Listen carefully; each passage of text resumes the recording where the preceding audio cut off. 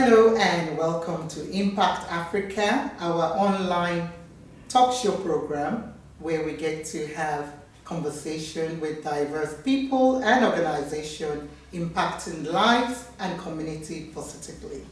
My name is Kemi Akiode Adebayo, known as Mama K, and with me today in the program I've got Mrs. Griselda Layman. She's the principal of Rosendaal High School in Delft, which is based in Cape Town, South Africa.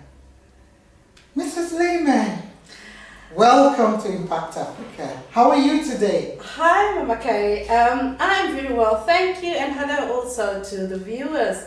I'm very well, and thank you for this opportunity Awesome. to chat with you. Okay, well, it's just a chat, a conversation, like we said, and it's about just finding out more about what you do and where we are at the moment at Rosendaal High School. So when was Rosendaal High School founded? When was it started? Rosendaal High was established in 1996. It officially opened its doors. Wow, that's a long time ago. Yes, indeed. Okay. Rosendaal High School accommodated learners from the primary school, Rosendaal Primary School. Oh, that's the feeder school. That is the feeder school. And Delft was rapidly developing and people at that time moving and they couldn't accommodate all learners at the schools, primary school then. So we as teachers from the primary school, we then moved into half of the building, the school building at Rosendaal High School, which then opened in 1996. So from 1995 we were here with the primary school learners, grade 6 and grade 7s, with some of the teachers. And then in 96 the building was completed and the school opened its doors. Yeah. And it's a big compound, it's a big space you have. How many at the moment? How many learners do we have? We have a learner enrollment of 1,097 and wow. A teacher total of 30 teachers. 30. And non-teaching staff? And non-teaching staff, we have 5.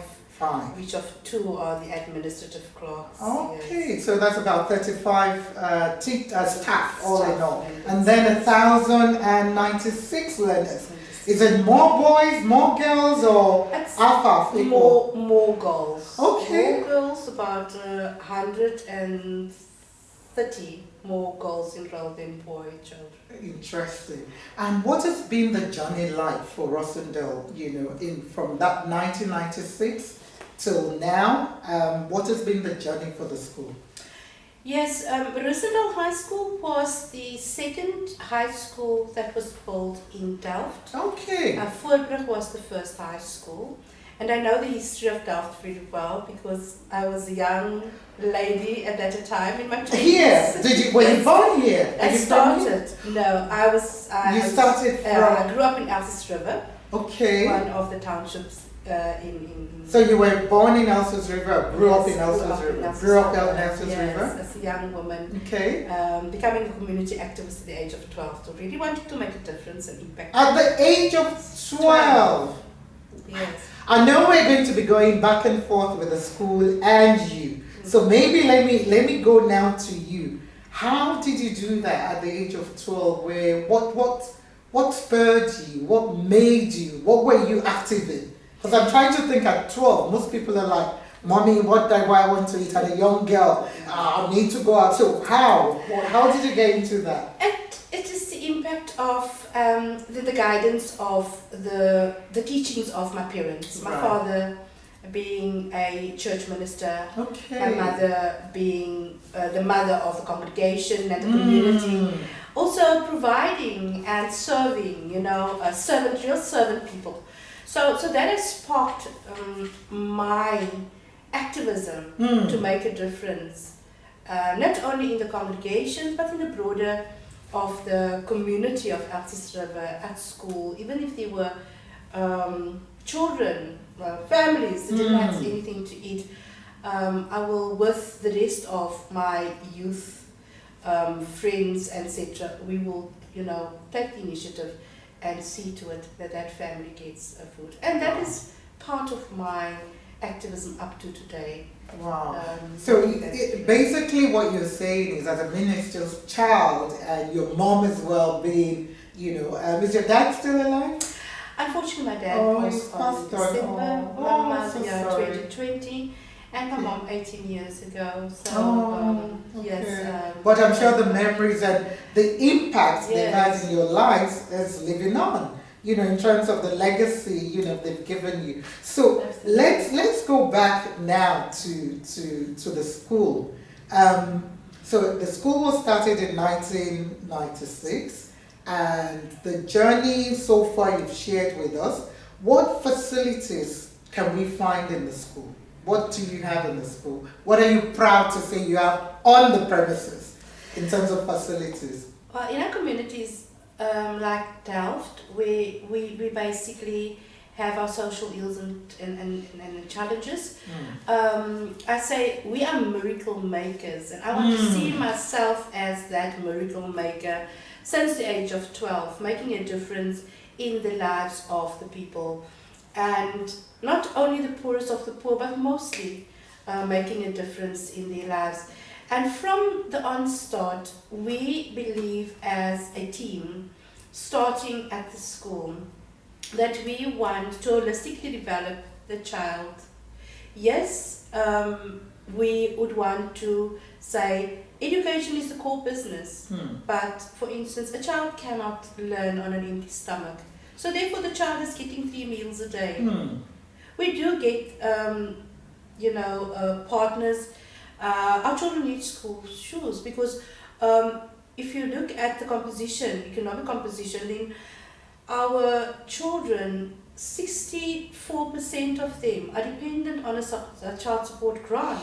So we make that difference in holistically providing, whether it's sanitary towel drive for the girl child, whether it is a King's Club program for the boy child with his absent father, that is the holistic development. So we do have the spiritual aspect as well. We do have the prayer warriors. We do have... Oh, really? Yes, from the Blue Bus Ministries.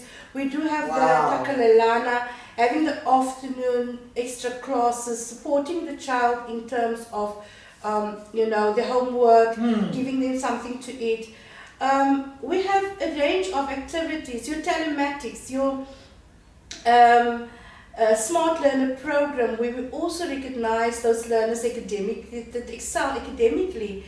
And yes, we also have the African Unite Club, social club at the school, where this youth are initiating their own projects in terms of making a difference, and they have a setup of a cabinet where they have ministers with different portfolios. Really? So the Minister of Social Development makes sure that the social developmental issues are addressed. The Finance Minister, and that is how, and they have a president of the club. So those are the inroads in terms of holistically developing the child, but our core business will always be giving excellent education to our children, and the vision of the Department of Education as well with us as schools in terms of making sure that the child receives quality education in every classroom, in every school, in every province. So that is important.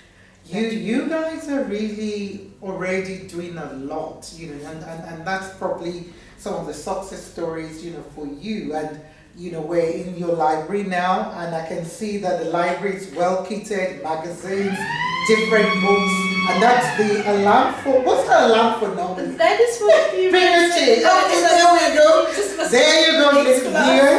That just shows you that we are definitely in the school. So it's telling you that the periods have changed. So we're in the library at the moment. You have a hall, that we passed through when we were coming. You have a field, and I think I've had a community event that was held there 2 or 3 years ago, the car event, I think, I'm not too sure now. It's So also a community festival. Yeah. Yeah, so where the community, the families could come Okay. and enjoy some entertainment, whether it was the ride for the learners, whether it was the games to play, etc. So yes, that's... So you do allow the community of Delft, Yes. basically, whether be it NGO, a non-governmental organization, or a business, to work, in the school. Yes. Yeah, I mean, to work in partnership, with yourself. Absolutely. Okay. And Mackay, it's very important that we must realize that schools are not white elephants. It means the communities, communities must take ownership of schools. And that is what we have been promoting. We have an excellent governing body that works in synergy with us as a school to make sure that the child of Rosendaal High School, the child of the Delft community, gets the best possible. And that is very important. And we are going to SGB elections for a new term. We are in the process. So it is important that we have parents that really care, that are available, that's committed, making the difference with us as the staff of our schools. Wow. Well, we're going to have a pause moment where you guys will see some of the work and some of what Rosendaal is about.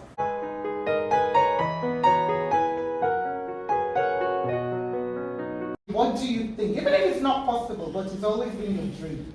I need 4 people quickly. If not, I'm going to pick you. Raise a hand. Okay, I've got a hand.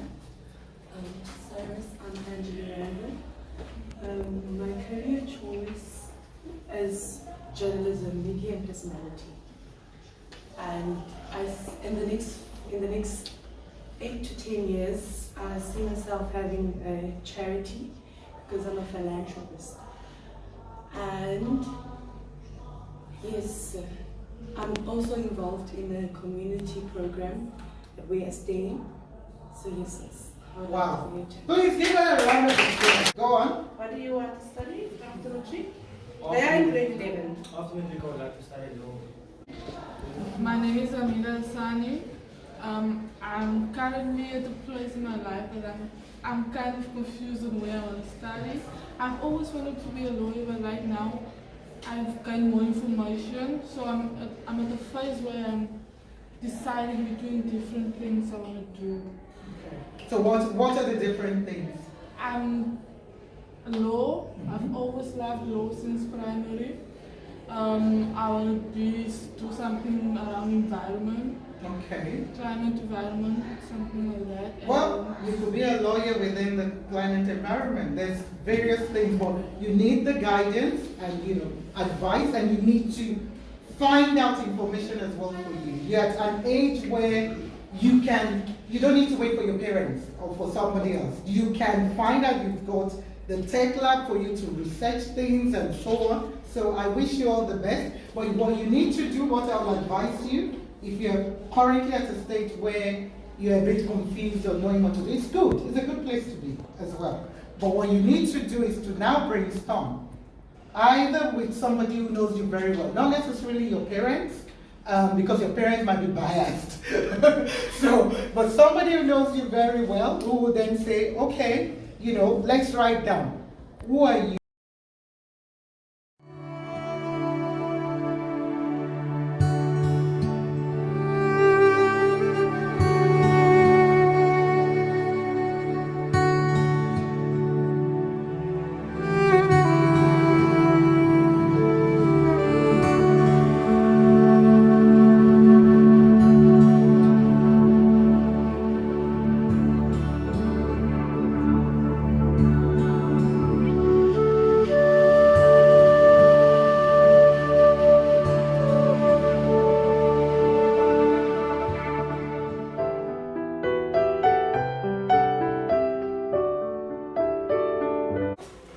When did you start at Rosendaal?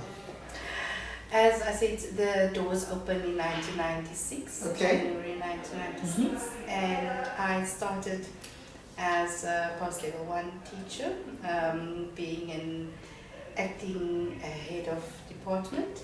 So that was. Oh, you started in 1996? I started in 1993 Oh, as a teacher, okay. but I was in a primary school. I see. Oh, now I'm making the connection because you see, I did a bit of research about you before, and I know you were in a school primary before, so it was that primary, and then basically, okay, Yes. then okay, I see. So then our learners remained at the school, the high school learners. They Right. came up to high school.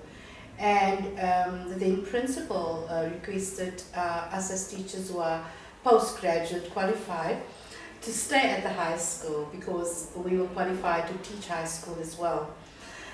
And we took that learners, we enrolled learners for grade 8, grade 9 Okay. and grade 10 that year. And then we took them up to have matriculants, our first matriculants in 1998 at the school. Wow. So yes, from the opening of the doors of Rosendaal High School, You've been involved. yes. And I know when I was reading about you, I do that just so I know who I'm speaking to, even though this is a conversation. I know you worked with the Ministry of Social Development as a director for some years. How was that, and how did that happen? And how has that been able to help you in your role as a principal? Yes, the Deputy Minister, the late Dr. Jean Benjamin, was, this was her constituency. And as a young teacher and community activist, because I always say our role is not confined to the classroom. As teachers, we must be out there, we must understand what's happening at the homes, we must understand what's happening in the community and able to make the difference. And that is when it was a constituency, she was a member of parliament. And she came to the school and she said to me, well, she have noticed my passion and the difference that I make in terms of the social developmental aspect and the impact, how it impacts on the community. And I am busy, if I can be busy 24/7, I will do that. And she decided, and she asked me if I don't want to come and be the head of office when she became deputy minister. So you were head on tape, basically. Yes. But that is what passion and that is what hard work does. People see your passion and the difference that you're making in our communities. And she then requested that I be seconded to her office because I said to her, with all due respect, this is my passion, education is my passion. And I believe that I can make a difference everywhere and anywhere. But if I can be seconded, I would gladly, appreciate that. So yes, and that has impacted majorly in my development, in seeing the world from a national perspective, exactly. where laws are promulgated, where cabinet decisions are made, where laws are promulgated, understanding, how that impacts on the lives in terms of the 3 tiers of government. So yes, and the difference that we could make, because she as a deputy minister then with the late minister Zoraska here also, the passion of, social development and welfare services, it was assigned to her. And working with the elderly, and I always say from the cradle to the grave. So the exposure and the passion that I could serve with was an absolute honor, and the skills that it equipped me with, I could come back and plow back on a bigger scale, making a bigger And you're really making more. From what I've seen and what I've read and what I've heard, you're really doing a lot. So what are some of the challenges for you as a school?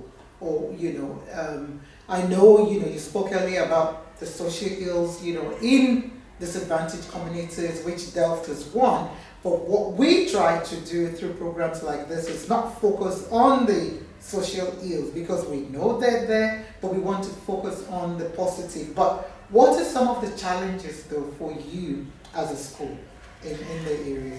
Yes, we are in the pandemic, and COVID-19 has taken quite resilient leadership, and it has taken a lot. And I like that term, resilient.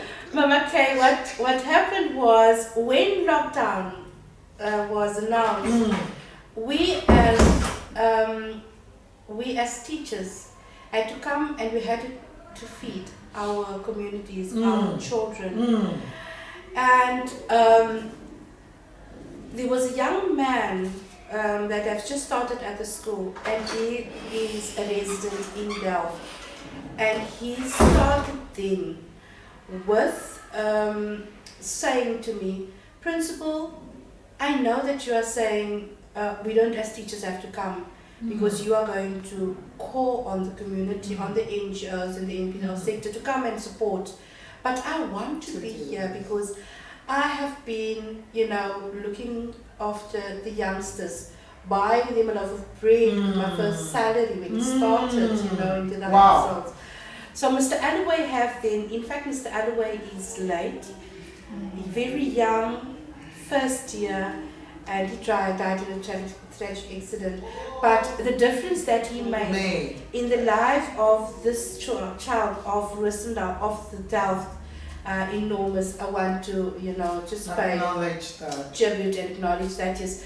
So then I can say to you that as principal, I was here every day. I had to make sure that our children get fed. I've called on 20 of all the NGOs that are feeding, and they came and they've partnered with us. They were here doing the screening, doing the, everybody played their part. Everything, assisting us with the cooking, the two cooks. So making the difference. And I can say that the challenges that we currently have is that it's a new way of teaching.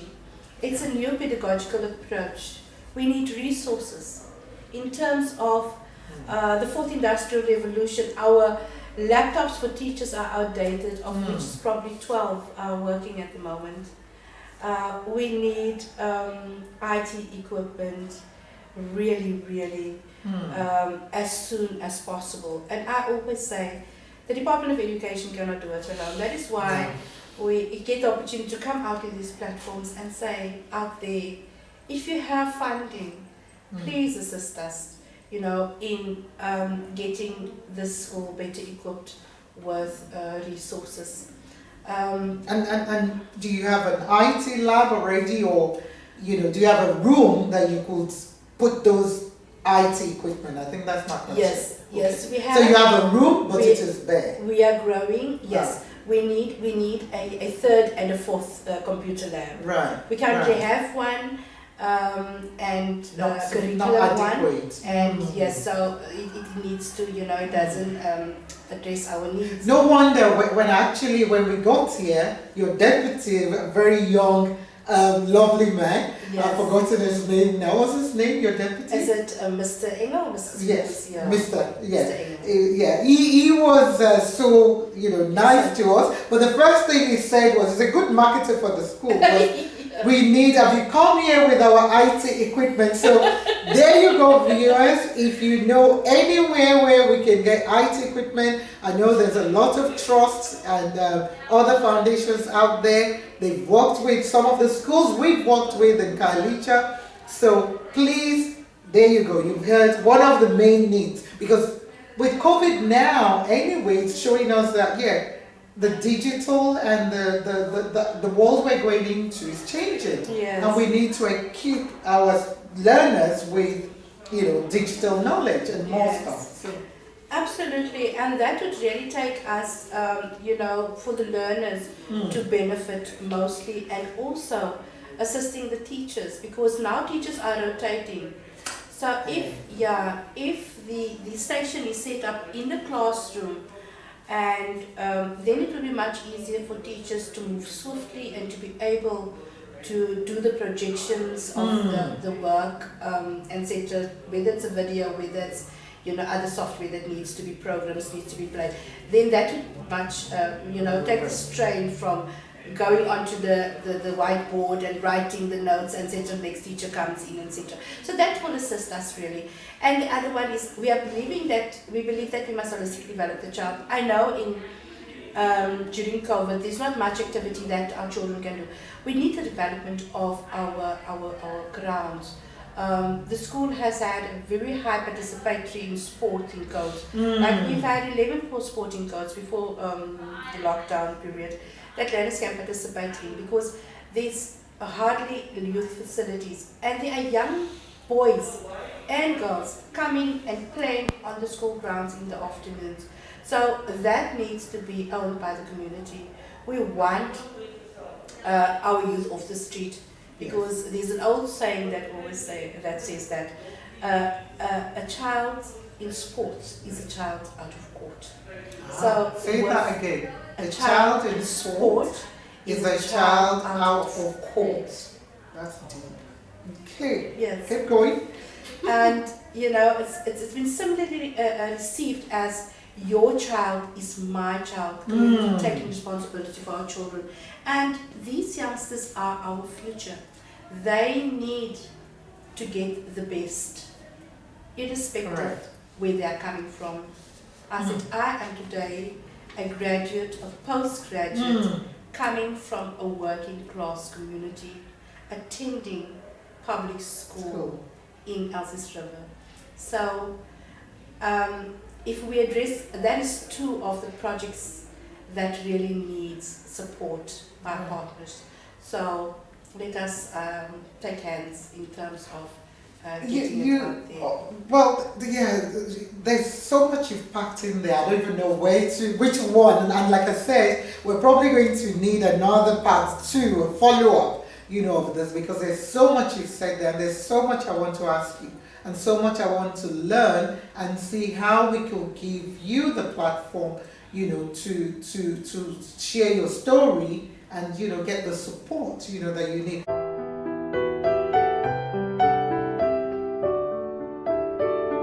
So at the moment, you work with a lot of businesses and NGOs. You've mentioned the Catalana, who are partners as well with Bold Moves, and other, the business chambers and so on.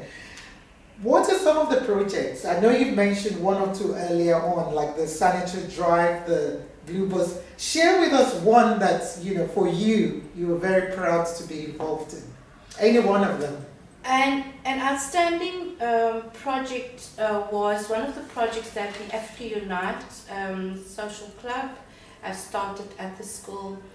And they have basically asked the learners to participate in getting the clothes for, especially during winter. Right. So they will start collecting clothes from the community, and then they will put it out to the community, inviting the less fortunate, those that cannot afford, to come and collect the blanket, jackets, warm clothing for the winter. That was for the learners by the community, or for the learners by themselves. So that was one of the projects that really stood out for me. We also, maybe if I can mention another one, our science lab. Our school offers 3 streams, and we also offers English home language. Very few of the high schools are offering home language in Delft. Okay. So, and we offer 3 streams, which means in our curriculum we have the pure sciences streams, then we have commerce, and then we also have the social sciences. Right. So it's very important that we do that, to holistically prepare our child for, or our youth for, the workplace and the universities out there, giving them the opportunity to be broadly exposed and make the choices. We cannot just give our youth mediocre subjects and say, you can only do history and, history and geography, social sciences. So yes, that is an achievement to us. I have so many questions, and I'm like looking, which one from what you've said, some of what I have in mind, I definitely, would you mind if I come back and have a part 2 of this? You are more than welcome. Because to do this, so. the people need to hear your story as a person. I haven't even had the time to speak to you more about being a community activist and what you've done and some of your work and your dreams, your vision. I had so many questions, I was going to ask you. Yeah. So I am going to come back And I think that one, I'll focus on you, but we'll touch more on Rosendaal a little bit, Yes. with that follow-up. But before I do that, because I know we're almost running out of time, I want to ask this question about how can, somebody, a young person, because our target market is normally the youth and women, how can a young person work in the education sector? What is the path, to become a teacher or even a non-teaching staff within education, and you just want to work within the education sector? How? What's just, in a minute? I know it's a big question, but we will touch on it, but I just don't want to finish without, that. Yeah, I just want to be clear, is it how do you become a teacher, etc.? Okay. Yes. Yeah, we have ex-learners coming back and doing the teachers practicing at our school. That is one of the projects that we have for the University of the Western Cape, UWC. Right. So we take the students doing their teaching practice at our school. So we have about 22 over a period of a year coming in and doing the observation and doing practice teaching. So it depends on whether the learner wants to specialize in science, social sciences, and become a social science teacher or science teacher or a commerce teacher. So the matriculant has to then, the learner has to take the subjects then that would give access to the university to higher education. Okay. They can also then, coming even from a child, a family that might be financially challenged, to be able to apply for bursaries, the NSFAS bursaries, and other bursaries that can give them access to be able to do the BEd, which is a 4-year course. Okay. And then after achieving that, come and teach at a school. And I believe that we must accommodate our youth. We must bring in new teachers, novice teachers, because they need to take the baton from us and continue with being, educating the nation and preparing the leadership for tomorrow. Wow. Well, there's a lot there, and we've just had the period, the alarm go off, and I think that's going to be my cue as well, that okay, we need to probably stop and come back, to have more conversation, because like I said, I just have a lot of questions. I still have a lot. I want to find out more. Some of the projects you've spoken about you, in terms of what you're doing, but I want to just say, if there's any last word, before I close, that you want to share, advice, needs that you have, anything you want to say to our viewers, please just, if you could just say to them, and then I'll close. Yeah, thank you, Mama Kay, and thank you to the viewers out there.